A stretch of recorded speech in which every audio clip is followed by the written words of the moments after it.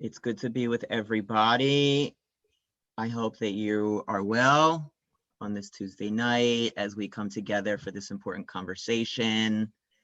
It's an honor and joy to be able to spend some time now with our Congressman, Andy Kim, who has been a good partner of ours in thinking deeply about sort of the Jewish community of South Jersey and the community of South Jersey at large. And of course, the impetus for this conversation was, as I think all of us on this call are keenly aware, the very real existence of hate and hate speech and racism and anti-Semitism and anti-Israel sentiment that exists in our own community here in South Jersey and beyond. And just to get his perspective and to be able to engage with him around this really, really important subject matter for us as a synagogue. And so, Congressman, we're so delighted to be able to join with you. I know you have a very busy schedule, even in July, and it means a lot that you can be here with us. So I'm going to hand it over to you for some opening remarks, and then I'm going to, just for the sake of everybody's awareness of sort of our plan for tonight, I have a number of questions that were submitted in advance. And as we go through those, I'll invite people to submit questions as well through the chat specifically, as you'll be on mute. The rest of us will be on mute throughout the conversation. So, Congressman, thank you. I hand it over to you. Yeah, no, thank you. I appreciate Rabbi for the invitation. Thank you, everybody, for joining up and spending a little bit of your evening with me. I'm flattered and grateful to have the chance to be able to talk with all of you. First, I'll say I hope you're doing well. I hope you and your family and your loved ones are continuing to stay healthy. And if there's any help that you need, whether when it comes to health in the COVID crisis or when it comes to the economy and jobs or anything else, please don't hesitate to reach out to me and my team. Lynette Whiteman from my team is on here as well. As we're just trying to make sure that everyone understands that you're not alone, that you got people with me and others trying to do our best to be able to help out. So I just wanted to kind of start off with that at the top. As mentioned, I'm down here in DC. I'm in my office. I hope at some point I can host and have some of you down here in DC when things get a little safer.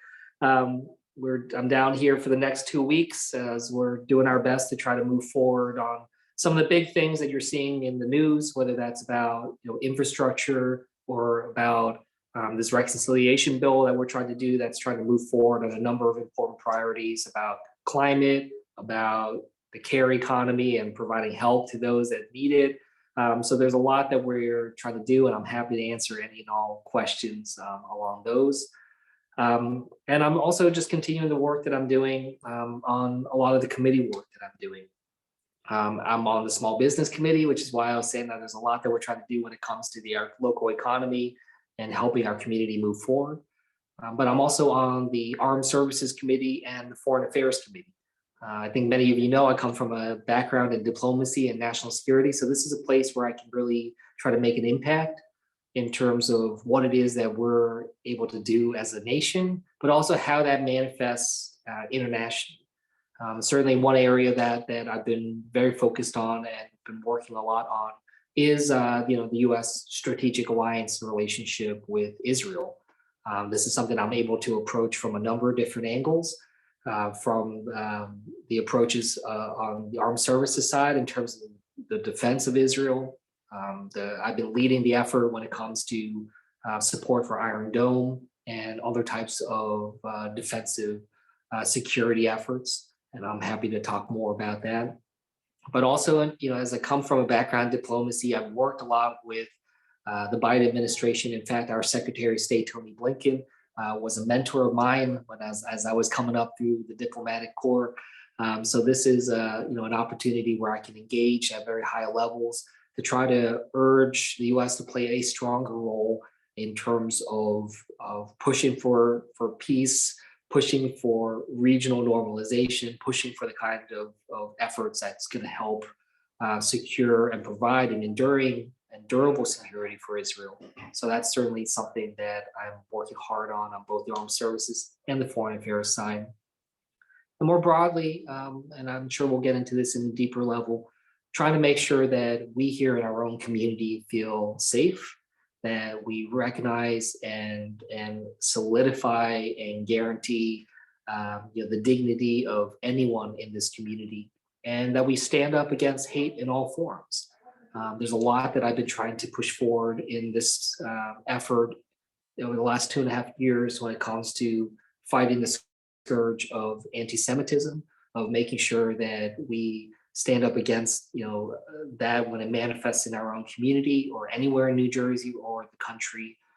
And I don't have to tell you how we're seeing a very scary and dangerous trend in terms of the rise in anti-Semitism, the normalization of that kind of hate and rhetoric. And we see that we see that across the board. As an Asian American, I've seen a lot of rise in discrimination and hate against the Asian American community. Particularly when we saw the violence in Atlanta that took the lives of 6 Asian American women, and that gives me an understanding and personal experience of what it is that we need to do to make sure that we're looking out for each other, what it means for us to have strong allyship and coalition building in that kind of way. It manifests, the hate and the discrimination can manifest in different ways. It's not always the same, and there are differences and nuances, which is important for us to understand. And I'm always trying to be attuned to those, whether it's with anti-Semitism or other communities. But I think all of us continuing to stand up together in a collective form is so important. So I just wanted to kind of throw out a couple of issues about some of the top priorities happening, some of the issues that I know that are on your minds, but I'm looking forward to having a conversation to dive in deeper. So now, Rabbi, I'll turn it back to you. Thank you, Congressman. So I thought right out of the gate, I would maybe offer sort of the hardest hitting question, which came to me in various forms. My friends who lean to the right wanted desperately for me to ask about the Ilhan Omars of Congress and their really painfully anti-Israel sort of sentiments and remarks and voting record over the years. And my friends to the left wanted me desperately to ask about the Marjorie Taylor Greenes of Congress who've sort of used Holocaust imagery and the yellow star around vaccinations and the conversation around vaccinations in ways that were also quite painful. So what do you do with either blatant or sort of thinly veiled anti-Semitism in Congress, as well as anti-Israel sentiment in Congress? What do you do with that when it's both within your party and or in the Republican Party? Where do you go with that? Yeah, well, first of all, it's unacceptable in any form, but also in any place, and certainly within the halls of Congress or the halls of our government. Anti-Semitism and that broader hate that we're talking about, that shouldn't be here. It's sad to say that it is, and whether that's members of my party or the other party or anyone, I'm going to do my best to call it out, in every form. And I think that that's what we need to hold ourselves to in that kind of standard. I get frustrated about this because I'll tell you that there's a lot of rhetoric and behavior here in Congress that I think is I don't know how else to say it, but just so beneath what this institution should be. And I get so saddened by that, that this great body, the Capitol, the Congress, this is the literal manifestation of Article 1 of our Constitution. And it should be a place of soaring ideas and eloquent rhetoric and uplifting hope and unification of our nation. But instead, it's become this place of lowest common denominator politics, and everything is about outrage. Everyone's yelling at each other. And again, this is on both sides where people are just spewing hate and they have actual contempt for one another. They think of each other as the enemy. Yeah. And I think that that's such a dangerous place to be. And why I find this to be so alarming in the context that we're talking about it is that our support for Israel, our support for the Jewish community, issues of anti-Semitism, they become kind of political footballs, and they become politicized in this way where, like, there'll be some, just kind of like gotcha vote type thing that pops up that's trying to say, oh, if you're against this thing, you're against Israel. And like, it's not true. But like they try to, use, Israel and your, your community and your attention and love for Israel. They try to weaponize that and politicize that in ways that just distort and frankly do such injustice to the real meaningful struggles and gravity of the issues that we should be dealing with. So instead of spending our time actually talking about how we strengthen our relationship to Israel, protect the Israeli people, support the Jewish community here, we instead get caught up in the finger pointing and the back and forth that only distracts us from the things that we should actually be working on. So yes, we will call out anti-Semitism and hate against Israel in all forms, in all places, by anybody.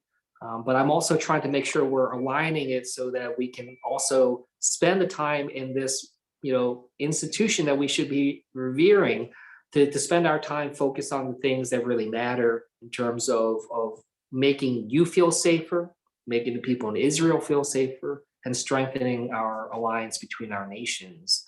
And that's certainly something that I'll keep working on. Yeah, thank you, Congressman. I mean, I personally believe that we diminish the issue of anti-Semitism when we claim it exists only on the right or only on the left. I think recent years and history outright have proven that there is anti-Semitism really in all places. And we sort of weaken our collective response to anti-Semitism when we claim, well, oh, that's not in my party. Maybe we sleep better at night if we think that, that's a problem of the other side. But in truth, it exists in all places, as we've seen. And I also think with some of these, members of Congress, I mean, you and I both spent time at Cherry Hill East. We were surrounded by the Jewish community in growing up. But I don't know if that's the case for everybody in Congress. And sort of there remains this sort of sense of otherness. Instead of sort of getting to know the other and engaging in conversations with the Jewish community, instead we sort of quickly sort of chastise and blame that community. So I think there's a lot of sort of barriers that still exist within our society that are really, really problematic. Yeah, I think that's right. I think that there is a sense of other constantly in our rhetoric and in our politics, and I think that can, that again, people utilize that to create this kind of us them kind of mentality.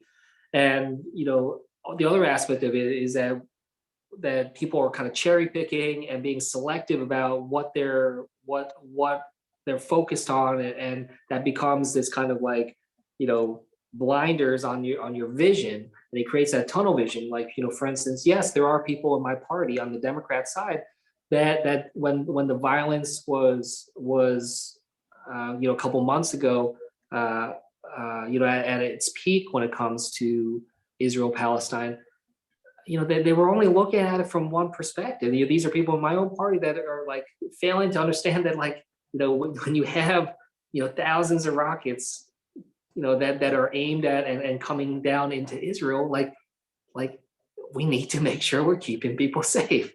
Yeah. And thinking about it just in terms of that tangibles of this, and like, I wish we could wave a magic wand and not have Hamas there terrorizing Israel's border, but that's just not the case. And instead they choose not to look at that aspect of the conflict and only look at it selectively when it comes to the unrest in West Jerusalem or elsewhere.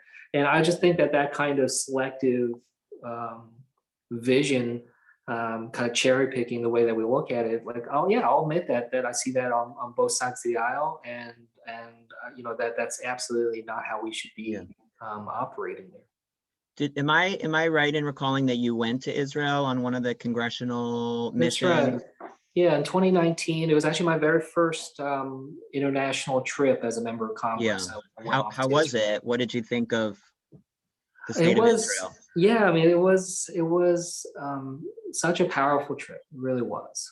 Yeah. I was a diplomat before, so I've been in and around the Middle East a lot and have had opportunities to go out. But this was kind of the first time that I could, just kind of, you know, be able to go at a different pace and much more kind of learning and trying to listen and take some time to really try to grapple with some of the issues that I was dealing with. Yeah. It was really powerful, and I was also there. Happened to be there for the night of the ninth of Av, and the destruction of the temples, and to be there, you know, in Jerusalem, at the wall, at the Western Wall, and seeing and feeling just that moment of people just so deep in their experiences, and trying to, I see them there just trying to embody and understand, and bring forward and live out, just thousands of years of pain from the destruction of the temples. It was very powerful. It was something that was very humbling, and something that was, for lack of a better phrase, extremely beautiful too, to just witness that kind of tradition and that kind of culture. So Yeah. it was very important. And then I also was able to see a lot when it comes to the entrepreneurship in Israel, and that's something I've been really focused on. As I said, I'm on the small business committee, so I've been trying to find ways to build stronger connections between the entrepreneurship and the startup culture in Israel with Yeah. the innovation here in the United States. And also, when I was out there, I was able to go see an Iron Dome battery and other missile defense systems, and able to now utilize that to better connect with the work that I'm doing now. I was also, before I came into Congress, I worked at the Pentagon, and I worked in the office there at the Pentagon that oversaw Iron Dome. So this is like sort of a long, on-standing relationship that I've been having with the security forces there. So it was a really powerful experience in a number of fronts. Yeah, I'm so glad that you could go and experience the Holy Land and see it through your own eyes. And I think without going there, it's hard to sort of capture the wonder and the beauty of Israel through books, through websites, through pictures. I mean, you have to sort of see the place and touch the place. And to be there on Tisha B'Av, which you were describing, which incidentally was just this past weekend, is sort of like, in some ways, sort of the quintessential Israeli moment. It's all about history, it's all about tradition, but different Jewish communities are marking it in very different ways. So it sort of shines a light on the great diversity even within the Jewish community. And that's interesting that you were there then. I also thought it was really, really interesting when I was there. I don't know if they were doing this just because I was there, but a lot of people, when they were there, they kept talking, when they were trying to give me some relative sense of the size of Israel, they kept talking about the size of New Jersey. Which that's what they do. That's the frame of reference they have for Americans, and it's true. I mean, you've been there, I mean, it's sort of the same shape as New Jersey. Yeah. I mean, it's longer north to south, but if you look on a map, our two states look quite similar. Yeah, I thought that was interesting. Yeah. Yeah. And it's which is quite remarkable considering, all that's come out of Israel and all that Israel has created, generated, and sort of brought to the world. I thought, one piece that I think makes this sort of interesting and I think resonant for a lot of us is also your background. I mean, we here are a minority community in New Jersey and in the United States. I mean, the Jewish community tends to hover around 1% of the United States, if that. To be a part of the Asian American community, especially now, I would think maybe there's a level of sort of kinship and understanding around what it means to be a minority. And here I'm thinking as well about, an ad which you sort of shined a light on, maybe even this morning or yesterday. Not that I don't want to get into campaign politics at all, but it does sort of shine a light on sort of who is American, and who gets to call themselves American, which has been a question that, the Jewish community has grappled with since the beginning of time, since the first Jewish community existed in Newport, Rhode Island, for instance. Do you have feelings on, how your sense of being a minority in the United States helps to sort of strengthen your work when it comes to other minority peoples? Yeah, it does. Yeah. So I'll tell you two quick anecdotes here. One is, I told you I was a diplomat at the State Department. And I tell you, I loved being able to serve my country. I loved being able to do that work. I was out in Afghanistan and then I came back to the United States. I was based in DC. And one day when I showed up at work at the State Department in DC, there was a letter at my desk. And I opened the letter, and the letter told me that I've been now banned from working on anything related to Korea because I'm Korean American.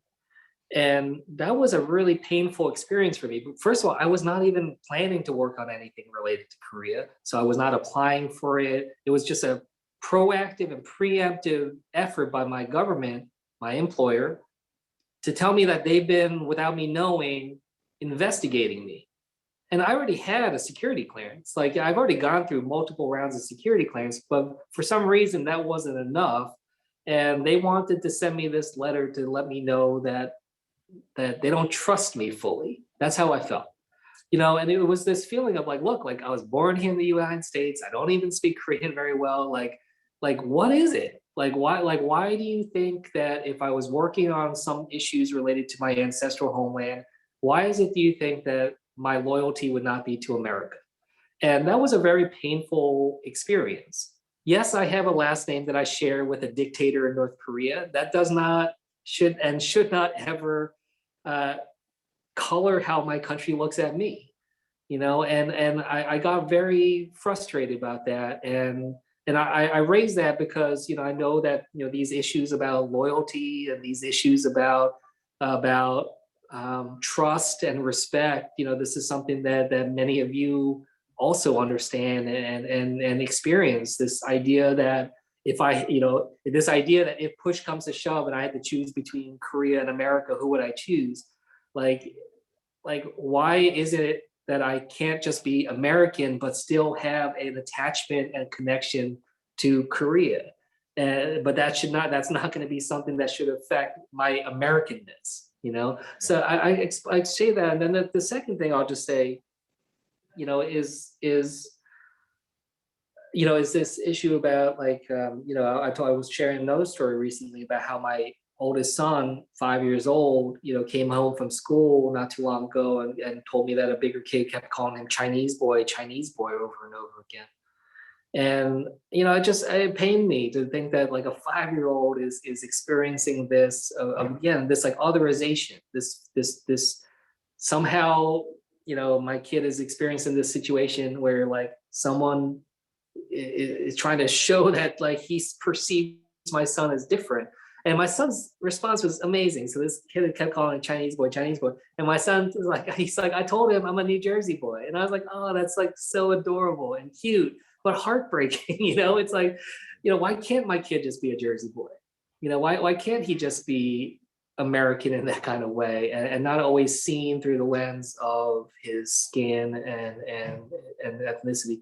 So, that I share those with you to give you a sense that like, that does help me empathize. As I said, I have a lot of humility. I don't fully know, what it's like to experience anti-Semitism, but I have experienced some discrimination on my own, and that helps me empathize and understand some of the emotions and the pains that are there. And I'll also say just, geographically and geostrategically, look, my ancestral home is a home that is slightly bigger than Jersey, that is surrounded by some of the most dangerous and difficult actors in the world, including North Korea. And, my family there, my relatives there, they live under constant potential of nuclear annihilation. Like we have nuclear weapons 40 kilometers away from my relatives in what is the most fortified border in the entire world.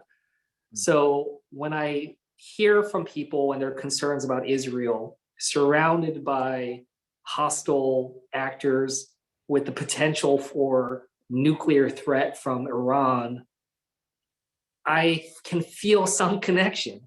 I can feel some sense of that sounds familiar, and I would never wish upon the Israeli people or the Jewish community here in America the kind of fear that comes from actually having nuclear weapons on the ground present, pointed at my loved ones. And so that gives me added incentive and fire in my belly to try to stand up against Iran, stand up against the nuclear arming in the most volatile region in the world that could set off an arms race there that could lead to a regional, if not global war. I think about that a lot. So I share those couple of examples to just pull some threads from my own life and show how I try to utilize that to empathize. And I use empathy as a strength. I think it is a strength, not a weakness, to have that kind of ability to connect while still having humility to know that I don't know all of what you're feeling.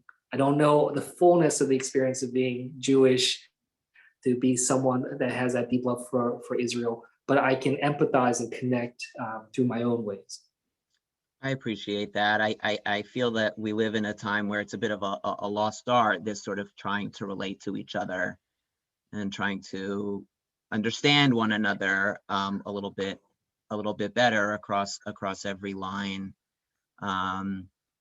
I was in Israel. I got back a week ago and was thinking for most of my time there, had I been there a month earlier, I don't know if I would have been so eager to walk the streets at Tel Aviv or through the old city of Jerusalem, given the situation there. As we think about Israel, do you think there's a line between sort of fair and valid criticism of Israel that crosses into anti-Semitism? Do you think where is that line? Because I want to believe that engaging with Israel is not just about sort of effusively loving Israel and supporting everything and anything Israel does. I want to believe that a relationship is about give and take, tough questions, tough answers, tough truths.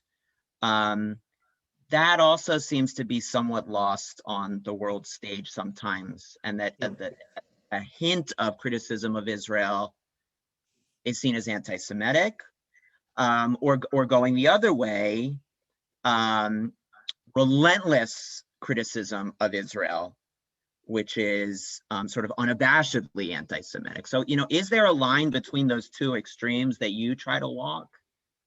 Yeah, I do. I think for one, I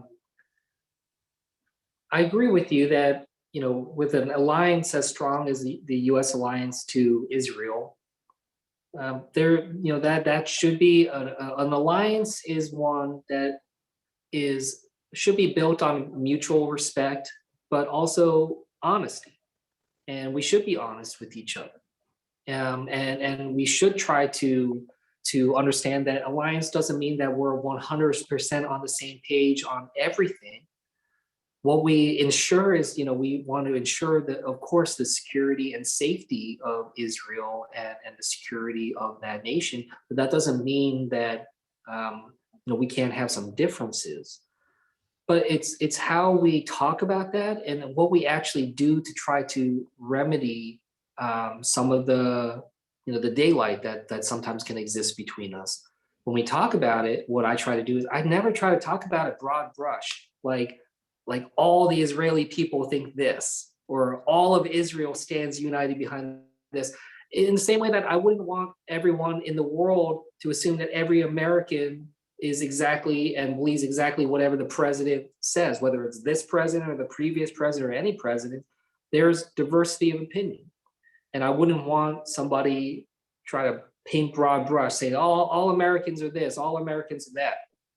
So, I think for me, the way I try to engage is a lot more about, the particular issues that come up when I'm engaging with the Israeli government or with this person or that person, trying to avoid kind of these big generalizations, these sweeping, broad discussions that certainly are not capturing the nuance that exists on the ground there.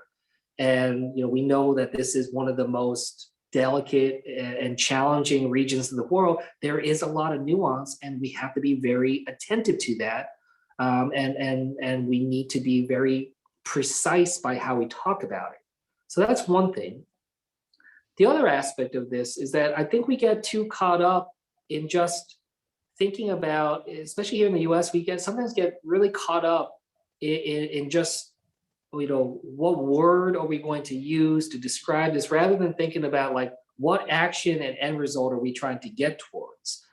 So for instance, with the violence and the heightened violence a little bit ago, I remember, I was one of the first, if not the first member of Congress at that time to call for a ceasefire, to try to bring the hostilities to an end. And I was trying to engage on that. And, there's meanwhile, like so many of my colleagues and so much of the questions I was getting were, in my opinion, like really, kind of scattered all over the place, and we weren't able to actually focus on what I felt like we needed to do, which is end that violence and try to save lives, try to stop this from going on. And when we get there, we can start to address some of these other issues and try to get at some of the underlying challenges that were leading to it. But we have to try to think about what is at stake, in the immediate sense. So what I say by that is I just feel like we're very unfocused in the United States about what it is we're actually trying to get done. We keep talking about a two-state solution, but we talk about it in such vagaries that it almost like, we get detached from the actual realities of what is it actually going to take to meaningfully do that. Because when you look at that, I'll be very honest with all of you, it's hard to see how the two-state solution is easily achievable at this stage. There's so many changes on the ground that have happened that really make it hard to see whether or not that is actually possible. So oftentimes I just feel like we're using the words and the terms. Oh, I support the two-state solution. Do you really? And if so, what tangibly can we do to get there? And we fail in the U.S. to often engage in that. And I think so much of the debate about Israel becomes semantics, and people thinking like, oh, it's binary. You're either on the right side of history or not. You're either using the right word or you're wrong. And I think that misses a lot of what it is that we can actually do as a country to be able to help the solution. I appreciate that. I mean, I also have been thinking a lot about sort of the way in which we paint with very broad brushstrokes when it comes to Israel, as you're noting, and the lack of nuance around sort of Israel-based conversation. I think we do sort of often speak in platitudes here. When this recent uprising was taking place, you would see across Facebook and social media, Israel has a right to defend itself. It's like, well, of course Israel has a right. No one is debating that. Just like Canada has a right to defend itself, or Brazil, or whatever. The question is, how should Israel defend itself? How does an Israeli army predicated on Jewish values, how does that army go about defending a nation? So yeah, to get to a place of greater nuance around every little element of Israel. And we do such a disservice to the complexity of Israel when we paint in broad brushstrokes. I mean, pick any single element of Israeli culture, society. It's complicated. It's absolutely complicated. So I appreciate that answer. The Israel was in the news yet again today. Israel's in the news every day, it seems, but from a rather surprising sort of angle, which is the angle of ice cream. to see so much chatter about ice cream and Ben and Jerry's with regard to the Jewish state was surprising, considering how many of us are lactose intolerant, but that's another story. But as you may have seen, Ben and Jerry's, founded by Ben and Jerry, two Jewish gentlemen and residing in Vermont, made this decision that they weren't going to operate in occupied territories any longer. They were sort of taking a stand. And of course, social media was a flame today around that decision. Did you see that? Do you have any thinking about it? So I haven't seen it, but I'm just going off of what you just said. I mean, I think I get the gist of it.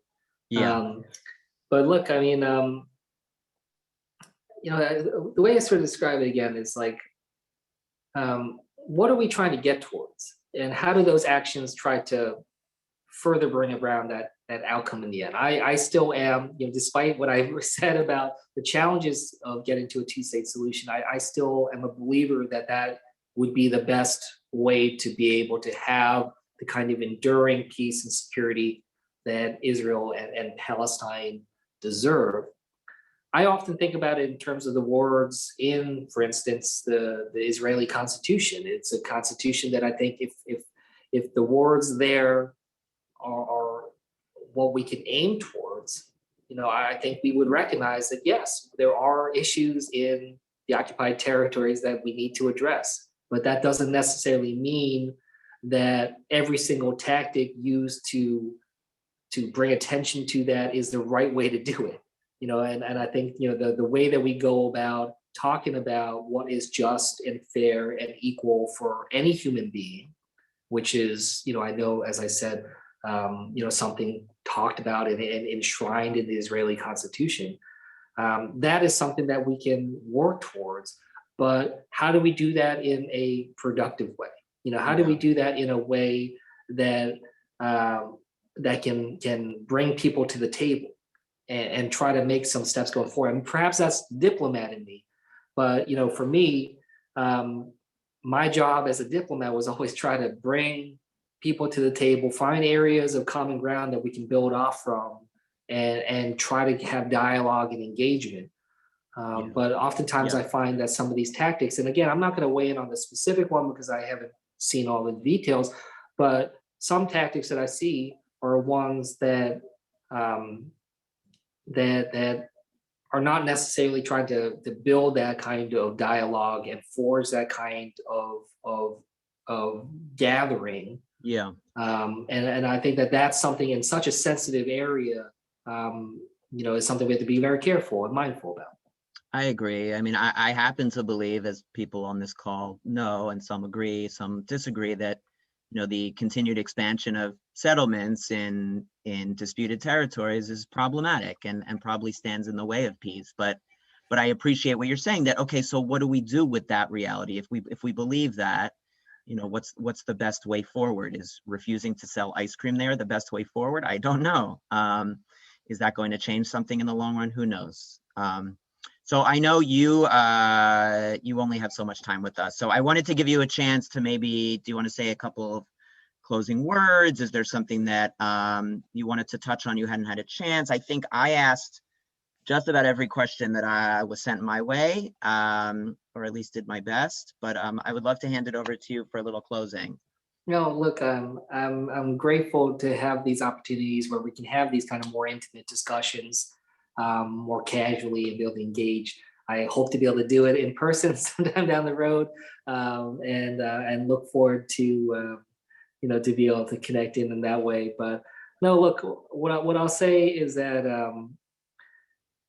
what we talked about was a range of different issues, a range of issues, both foreign policy, domestic, and other things like that. But a thread that kind of carried across a lot of our conversation, a lot of these issues, is something I think about a lot, which is, I say that it's not just about better policies, it's about better politics and about better way of talking and treating each other.